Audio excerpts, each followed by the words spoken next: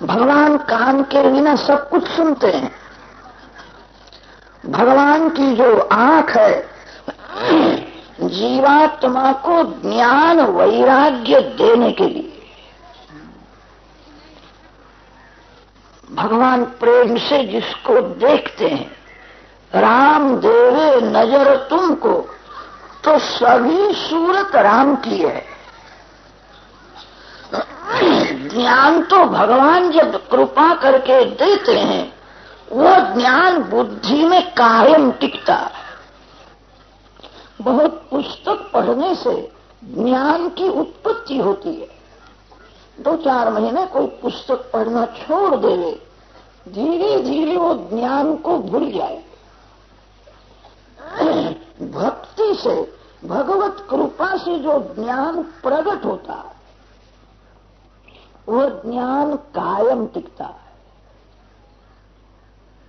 ज्ञान किसी भी पुस्तक में नहीं है, ज्ञान मस्तक में है। आत्मा ज्ञानमय है, कोई भी जीव मूर्ख नहीं है।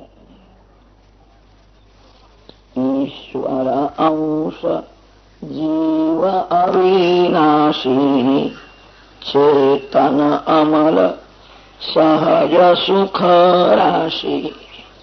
जीव मूर्ख नहीं हो सकता है। जो सिंह का बच्चा है वो सिंह ही है। जीव ईश्वर का अंश होने से जीव अज्ञानी नहीं है। किसी को मूर्ख समझना नहीं। जो दूसरे को मूर्ख समझ करके अपमान करता है वही मूर्ख है। किसी का अनादर न करो। जीव ईश्वर का अंश है, मूर्ख नहीं है। मानव का ज्ञान अज्ञान से ढक जाता है। जगत आकाश में थोड़ा सा बादल आ जावे, सूर्य का दर्शन नहीं होता है। जगत को प्रकाश देने वाले सूर्य नारायण है। एक बादल सूर्य को ढक देता है। ज्ञान रूपी सूर्य आपके हृदय में है। आप सभी ज्ञानी हो। इस समय तो आप सभी लोग ज्ञानी संत के जैसे ही बैठे हो। आप सभी को वंदन करने की इच्छा होती है। कितनी शांति रखते हो। मानो समाज में ज्ञानी है, घर में जाने पर उसका ज्ञान कहां चला जाता है कुछ खबर नहीं पड़ती। मानो घर में भी कभी कभी ज्ञानी रहता है, दरवाजा बंद करने पर एकांत में वो मूर्ख हो जाता है। आत्मा ज्ञानमय है, उसका ज्ञान अज्ञान से ढक जाता है। जिस प्रकार बादल सूर्य को ढक देता है, अज्ञान ज्ञान को ढक देता है। ज्ञान प्राप्त करने का अर्थ यही है, अज्ञान को दूर करना है। अज्ञान की निवृत्ति और ज्ञान की प्राप्ति एक ही क्षण में होती है। जो प्रेम से भगवान की भक्ति करता है, पूजा करता है, जप करता है, उसके बुद्धि में ज्ञान प्रकट हो जाता है, अज्ञान दूर हो जाता है। लोग जो दवा खाते हैं वो दवा आरोग्य के लिए नहीं खाते हैं, दवा रोग का विनाश करने के लिए खाते हैं। शरीर में कोई रोग है, रोग होने से आरोग्य का अनुभव नहीं होता है। दवाई खाने से रोग का विनाश होता है। रोग का विनाश और आरोग्य की प्राप्ति दोनों एक ही क्षण में आरोग्य का अनुभव नहीं होता है। दवा रोग का विनाश करने के लिए। सभी साधन अज्ञान को दूर करने के लिए। अज्ञान दूर हुआ कि ज्ञान अंदर से ही प्रकट होता है। घर में भगवान की स्थापना करो, प्रेम से पूजा करो। जिस घर में भगवान की सेवा पूजा नहीं होती है वो घर घर नहीं है, स्मशान है। घर की शोभा भगवान से है। आपके घर में जो सबसे अच्छी जगह हो वहां भगवान की स्थापना करो। आपको भगवान ने दिया हो तो भगवान के लिए सुंदर सिंहासन बनाओ, भगवान का श्रृंगार करो। जिस घर में लक्ष्मी का उपयोग नारायण की सेवा में होता है उस घर में लक्ष्मी जी अखंड विराजती। लक्ष्मी नर की नहीं है, लक्ष्मी नारायण की है। मानव को लक्ष्मी का उपयोग करने का अधिकार है, लक्ष्मी का उपभोग तो लक्ष्मी के पति परमात्मा नारायण करते। लक्ष्मी नारायण की है, लक्ष्मी मेरी है ऐसा जो समझता है उसको लक्ष्मी जी खड्डे में फेंक देती है। लक्ष्मी नारायण की है ऐसी जो भावना रखता है उसको लक्ष्मी जी एक दिवस नारायण के गोद में बिठा देती है। लक्ष्मी का उपयोग नारायण की सेवा में करो। मानव को लक्ष्मी का उपयोग करने का अधिकार है, मां का उपयोग होता है। लक्ष्मी उपयोग के लिए है, लक्ष्मी उपभोग के लिए नहीं है। इस शरीर से भगवान की भक्ति होती है, इसलिए इस शरीर को थोड़ा सुख देने की जरूरत है। शरीर को थोड़ा भी सुख न मिले तो भक्ति नहीं होगी। शरीर को ज्यादा सुख देना नहीं, अति सुख देने से शरीर बिगड़ जाता है। शरीर को इतना ही सुख देना चाहिए जिस सुख में भगवान याद आवे, भगवान का स्मरण रहे। जो अति सुख भोगता है भगवान को भूल जाता है। घर में भगवान की स्थापना करो, घर में प्रेम से भगवान की पूजा करो, भगवान का सुंदर श्रृंगार करो। भगवान के सौंदर्य में, भगवान के सद्गुणों में आंख और मन फंस जावे तो बेड़ा पार है।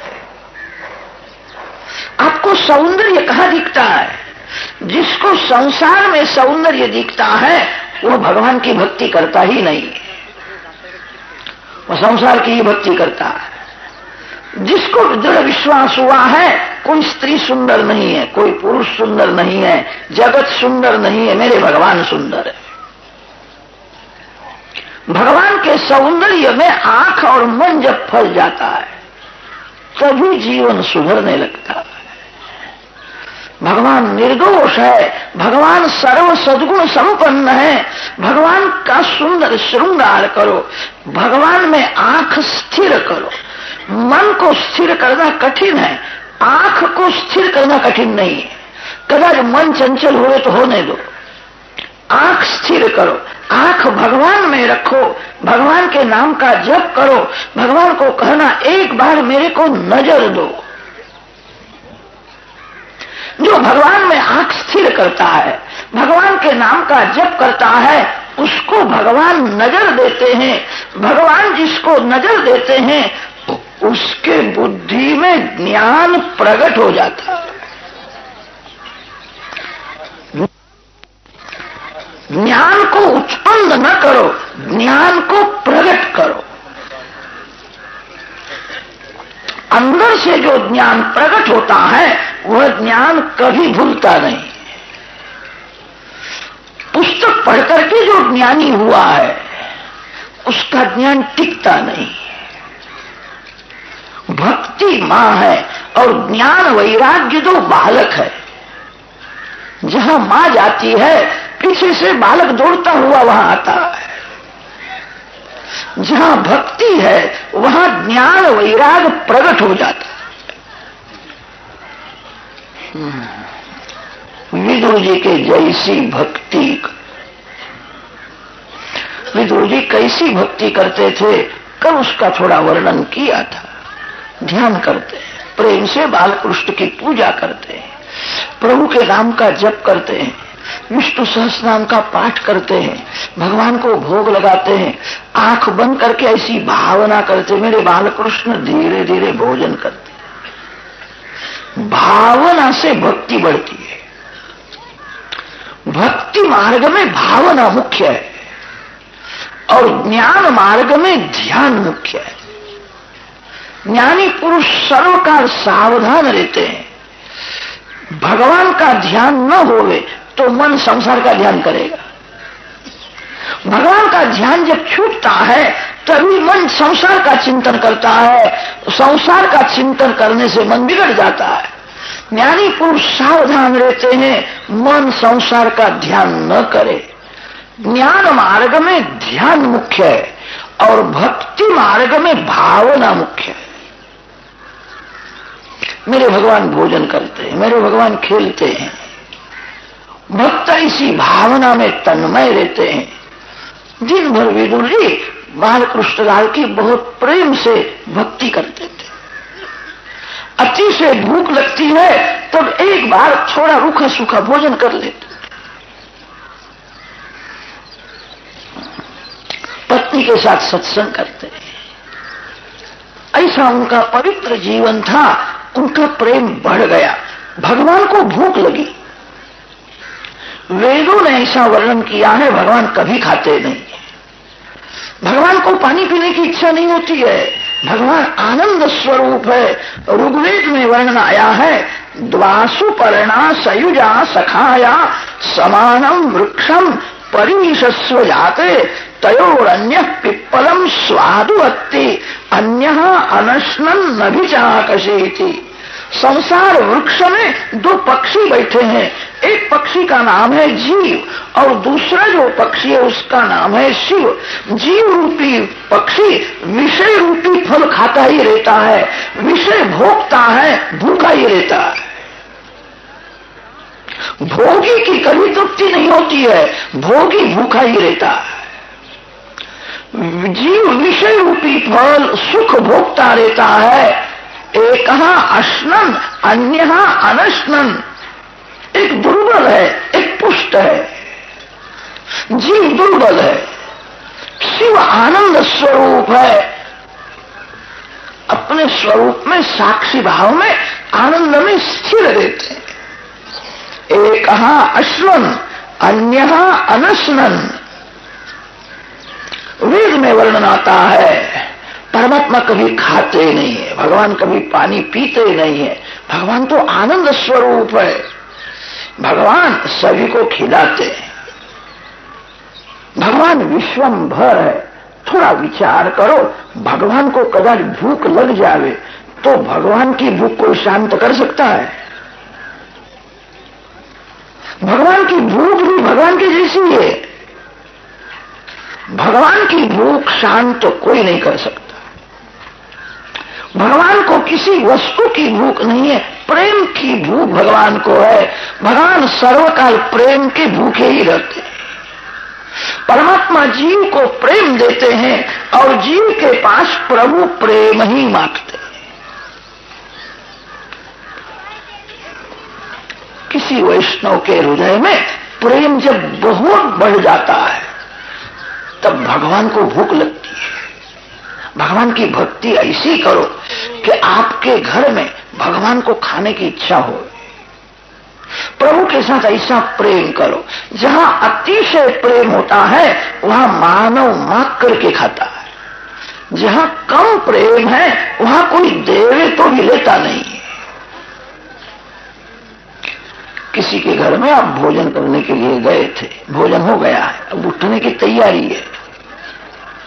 खास आपका कोई प्रेमी मित्र परोसने का, भक्ति उसी की सफल है जब भगवान को भूख लगती है। विदुर जी को भगवान ने कहा मेरे को भूख लगी है। विदुर जी के घर में भगवान ने भोजन किया।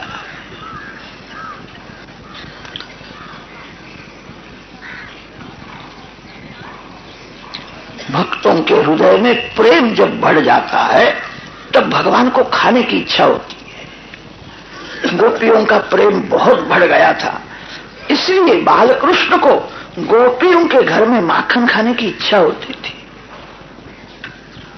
गोपी के माखन में प्रेम रस भरा हुआ था। श्री कृष्ण के घर में बहुत माखन है, बहुत गाय है। कन्हैया घर का माखन नहीं खाता है, गोपियों के घर में जाकर के माखन खाता। यशोदा मैया अपने बाल कृष्ण को गोद में लेकर के समझावे, बेटा चोरी करना नहीं, तू राजा का बालक है, घर में बहुत है, घर का माखन खाता नहीं है और गोपियों के घर में चोरी करने के लिए जाता है। कभी कभी ब्रजवासी प्रेम से बोलते हैं, कन्हैया माखन चोर है, माखन चोर है। बालकृष्ण को आनंद होता था। यशोदा मैया को ठीक नहीं लगता है, मेरे बालक का नाम चोर रख दिया है, उसको माखन चोर कहते हैं। मां समझाती है, बेटा चोरी करना छोड़ दे, चोरी करना अच्छा नहीं है। तो चोरी करता है, गांव के सभी लोगों को खबर पड़ जावे कि चोरी करता है, तो बड़ा होने पर तेरे को बहू कौन देगा, तेरा नहीं होगा। फिर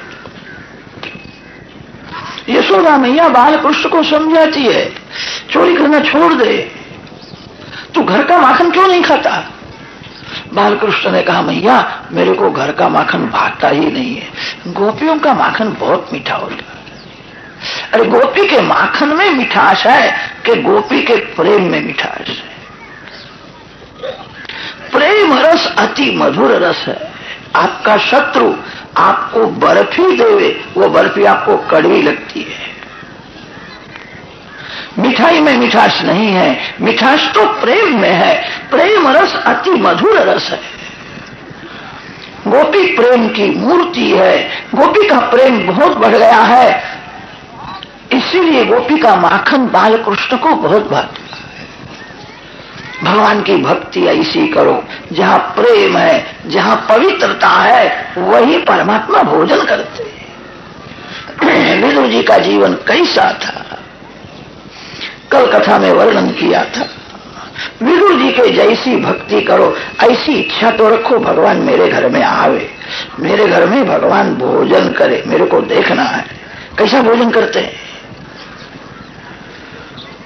जिसकी इच्छा शुद्ध है उसी की क्रिया शुद्ध रहती है। इच्छा शुद्धि के बिना क्रिया शुद्ध नहीं होती है। बहुत से लोग भगवान की भक्ति तो करते हैं, भोग के लिए भक्ति का, मेरे को बहुत सुख मिले, मेरे को पैसा मिले, मैं सुख भोगूंगा। भगवान साधन नहीं है, भगवान साध्य है। भगवान की भक्ति भोग के लिए न करो, भगवान की भक्ति भगवान के लिए करो।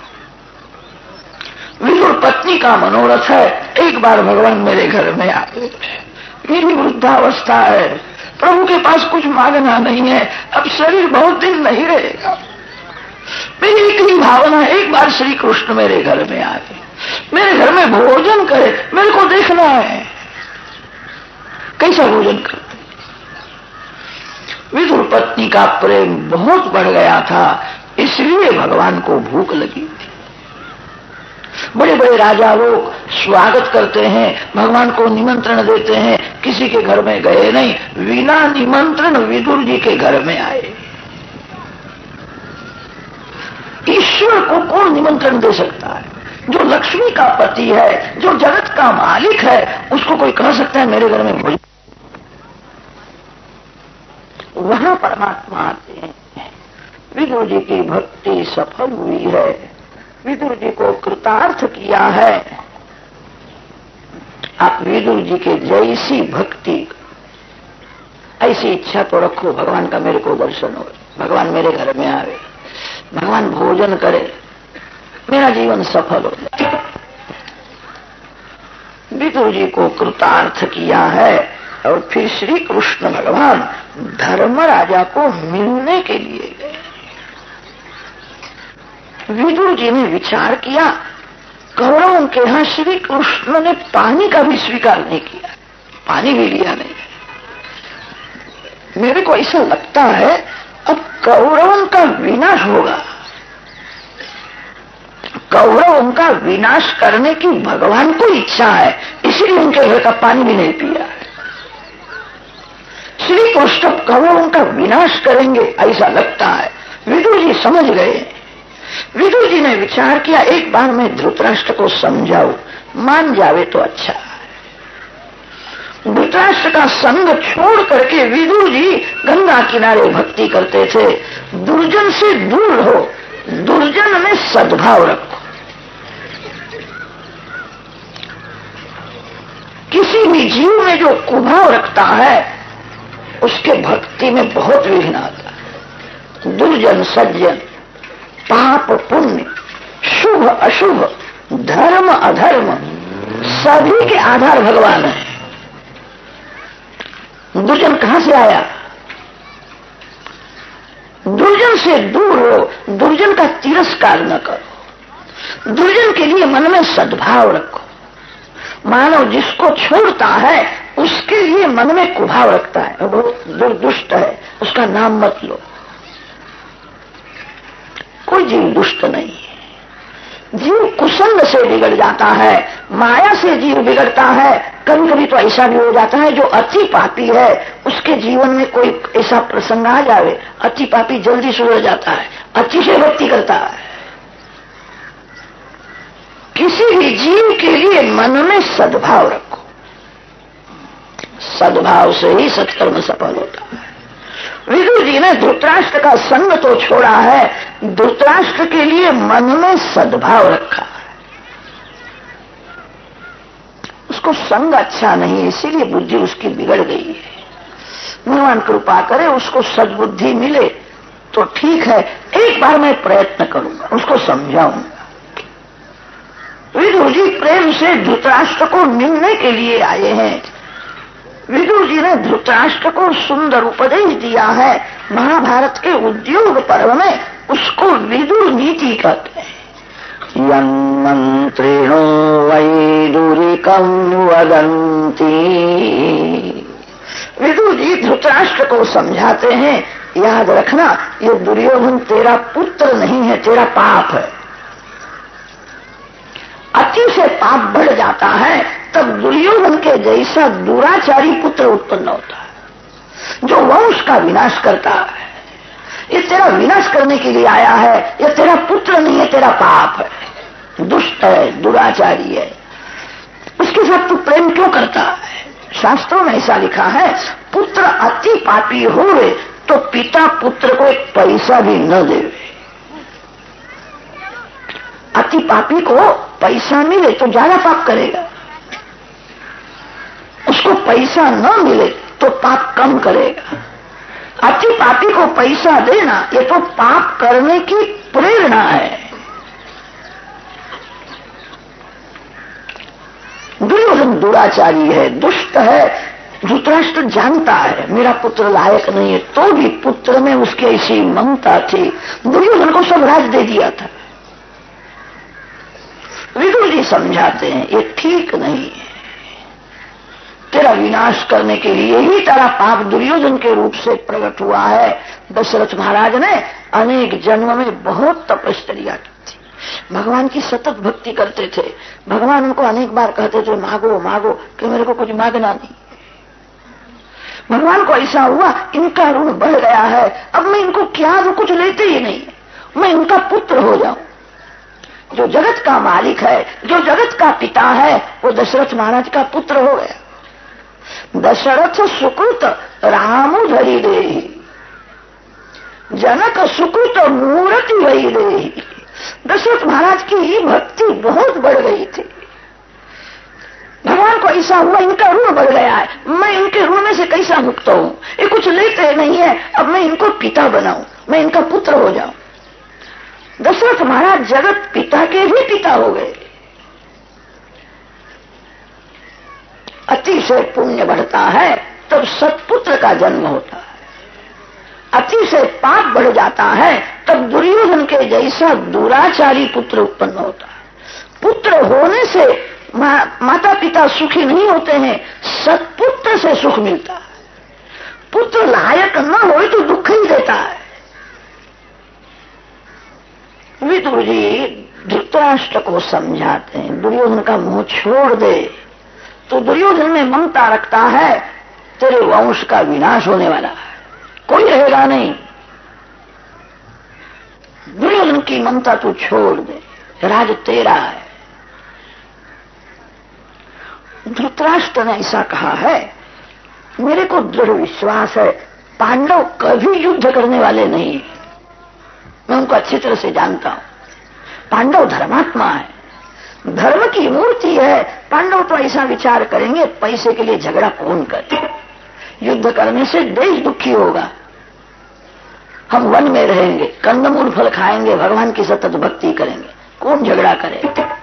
धृतराष्ट्र को ऐसा विश्वास था पांडव कभी युद्ध करने वाले नहीं, मेरे पुत्रों का विनाश होने वाला नहीं है, देने की क्या जरूरत है। विदुर जी ने कहा पांडव युद्ध न करे तो याद रखना श्री कृष्ण भगवान युद्ध करके कौरवों का विनाश करेंगे।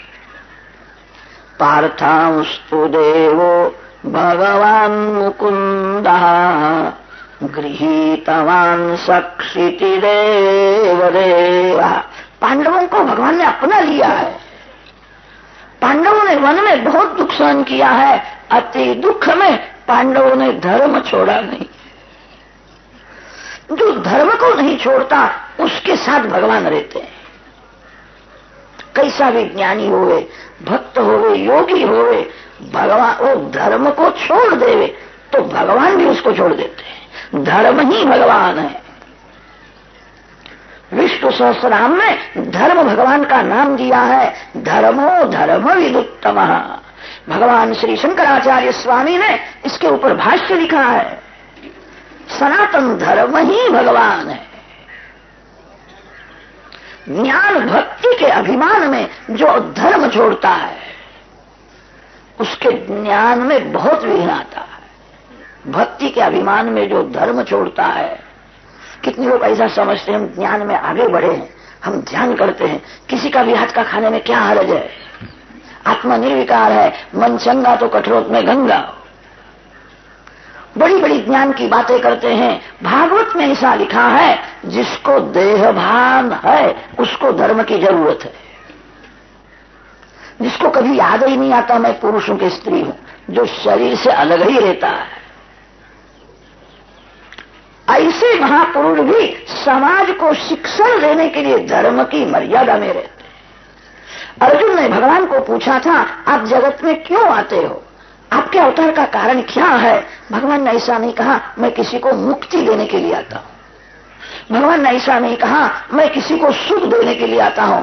भगवान ने कहा अर्जुन मेरे को सनातन धर्म अतिशय प्रिय है, धर्म ही भगवान है, मैं धर्म का रक्षण करने के लिए जगत में आता हूं। धर्म की हार भगवान की हार है। गीता जी में भगवान ऐसा बोले हैं मेरा कोई मित्र नहीं, मेरा कोई शत्रु नहीं है, मेरा सर्व में समभाव है, समोहम सर्वभूतेषु, ऐसा गीता जी में भगवान बोले हैं। महाभारत पढ़ने से ऐसा लगता है श्री कृष्ण का सर्व में समभाव नहीं है। श्री कृष्ण पांडवों का पक्षपात करते हैं। पांडवों का पक्षपात धर्म का पक्षपात है। ज्ञान और भक्ति धर्मानुकूल होवे वही प्रभु को प्रिय है। जो भक्ति धर्म विरुद्ध है, जिस ज्ञान में धर्म का साथ नहीं है वो ज्ञान का पतन हो जाता है। धर्म शब्द का अर्थ ही यह होता है जो पतन से बचावे उसको धर्म कहते हैं। धारणा धर्म, धर्मो विश्वस्य जगतः प्रतिष्ठा, तस्मात् धर्मं परमं वदन्ति, धर्मेण पापम अपनुदति। वेद भगवान धर्म का महिमा वर्णन करते हैं। धर्म ही परमात्मा है। जो धर्म को नहीं छोड़ता भगवान उसको कभी नहीं छोड़ते। जो ज्ञान भक्ति के अभिमान में धर्म को छोड़ देता है भगवान उसकी उपेक्षा करते हैं। कभी धर्म छोड़ना नहीं। जब तक देह भान है तब तक देह की धर्म की जरूरत है। जिसको कभी याद ही नहीं आता है मैं पुरुषों की स्त्री हूं, जो शरीर से अलग ही रहता है, ऐसे ब्रह्मनिष्ठ महापुरुषों की लीला सब दिव्य होती है। ऐसे महापुरुष भी समाज को शिक्षण देने के लिए धर्म की मर्यादा में रहते हैं। जो बड़ा है, जिसको भगवान ने महान बनाया है, वो बड़ा कोई भूल करे तो उसके पीछे बहुत से लोग भूल करते हैं। जिसके वाणी में वर्तन में समाज को विश्वास है उसका जीवन गंगा जल जैसा शुद्ध होना चाहिए। कोई बड़ा पुरुष भूल करेगा तो उसके पीछे बहुत से लोग भूल करेंगे। पांडवों ने कभी धर्म छोड़ा नहीं। नाचरेद यस्तु वेदोक्तम स्वयं अजितेन्द्रियः विकर्मणा ह्यधर्मेण मृत्योर्मृत्युमुपैति सः। श्रुतिस्मृति ममैव आज्ञे यस्ते उल्लंघ्य वर्तते आज्ञोच्छेदी मम द्वेषी मद्भक्तोऽपि न वैष्णवः।